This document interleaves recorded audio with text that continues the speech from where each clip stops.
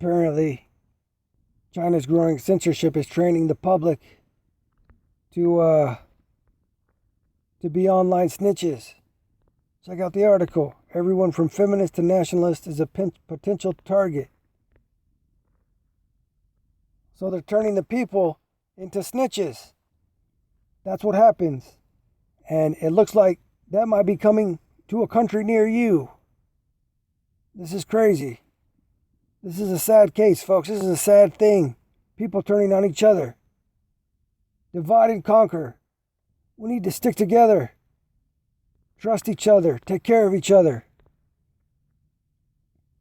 So it says all these countries announced sanctions on Chinese officials over China's treatment of these cities, these people. So the Chinese netizens called for a boycott of H&M, Nike, Adidas, Burberry, all these Western fashion brands. Okay, so one of his friends posted a WeChat moment, a public-facing part of the ubiquitous social media platform and messaging service, expressing his frustration that people kept purchasing items from these brands. So that's what's going on. Everybody is fighting against each other. Okay? Says he received a polite phone call from a local policeman, warning him that gathering at public places could be illegal and be considered as picking quarrels and provoking trouble. That's what's going on. They want complete control over everybody. Okay, they want to censor everything and control what everybody sees. It's complete control. The power want more power, and ultimate power corrupts ultimately. They could claim anything to throw you in jail. The Chinese state often backs nationalist rhetoric and even works to encourage it. But when it's unapproved, patriots run the risk of stumbling into an ever-growing censorship system, with legions of new online informers who report posts. That is definitely going on everywhere around the world. Not only reporting them, but also putting out propaganda to get everybody else to believe the propaganda. In 2019, for instance, on Douban, a popular discussion forum akin to Reddit, one group called for a boycott of the NBA in China after Daryl Morey, then the general manager of the Houston Rockets basketball team, tweeted an image reading, "Fight for freedom, stand with Hong Kong." According to a discussion thread on this forum, before a Los Angeles Lakers and Brooklyn Nets game in Shanghai, Mercedes-Benz Arena that October, people donated some money to purchase banners on Taobao and planned to hand out these banners to the audience in the arena to boycott the NBA. However, people who planned to head to the arena were summoned by the police. So, their system has become even stricter in professional and private contexts. New rules were passed and implemented in January, requiring Chinese journalists to have their social media posts reviewed. This is complete and utter control, guys. Support the party's line, principles, and policies. Isn't it nice to be able to control everybody, make them think the way you want them to think? That's not a free person. That's not a free world. And that's not a good world we want to live in. So this is what's happening. Everybody's starting to rat on each other. In the past, criticisms were only directed at public intellectuals. Now the fire is finally burning everywhere. She told me that many articles she thought did not involve sensitive political topics were eventually withdrawn by the leadership. Journalism has been getting harder and harder. So this reporter went to Chengdu to investigate the death of a student at 49 Middle School. She was present when people gathered at the school gate to show condolences over the student's death and was included in a widely circulated photo.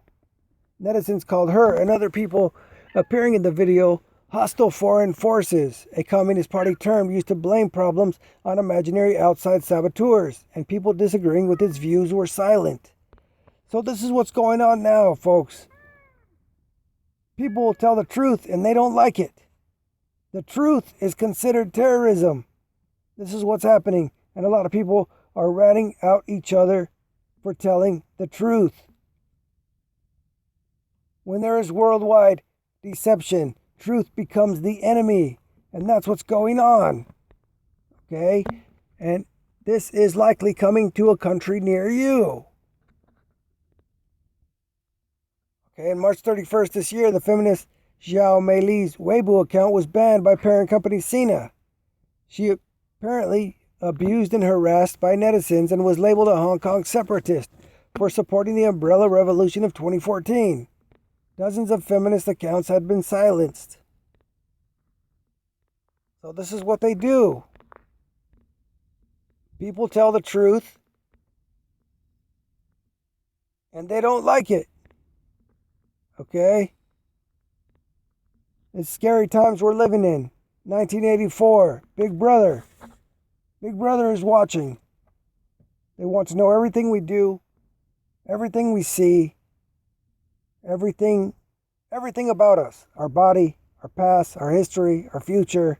They want to know everything. They want 100% transparency for us and 0% transparency for them. I'll say, fine, you want all that transparency from us? Well, then then you have 100% transparency too. Why don't they do that? Why can't we know what they're doing? They're the biggest criminals of them all. But since they have the weapons and the armies, then they can just force us to do as they please. It's crazy. That's not freedom. Okay, the censorship machinery itself needs to justify its existence. Chinese officials run on quotas. For censors, that means a certain amount of posts have to be deleted or a certain number of accounts deleted. With people too afraid to post meaningful, threatening, or dissident content, the censors thus have to brand milder content as unacceptable to meet their own quotas.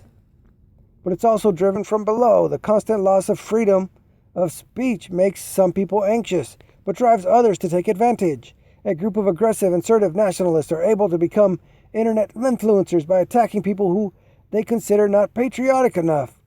Some of the nationalists have made a successful career by doing so, including the Weibo user Gu Yanmu Chan, who was named as an ambassador to promote internet civilization for Guangdong province.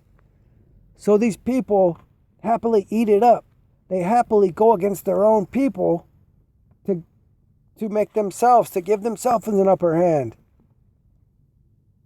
I heard a quote that says nothing makes some people happier than allowing them to treat other people like crap. And that is so true.